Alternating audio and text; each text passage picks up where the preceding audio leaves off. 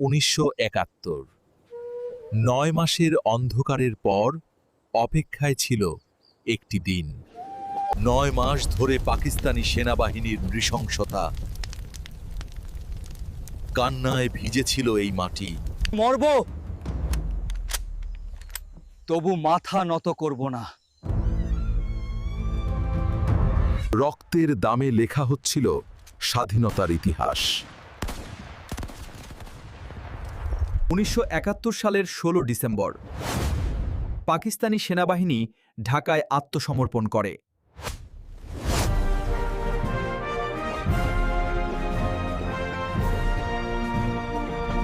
শেষ হয় ৯ মাসের নৃশংসতা, জন্ম নেয় স্বাধীন বাংলাদেশ।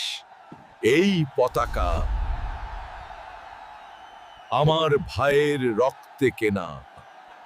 এই স্বাধীনতা আমাদের দায়িত্ব।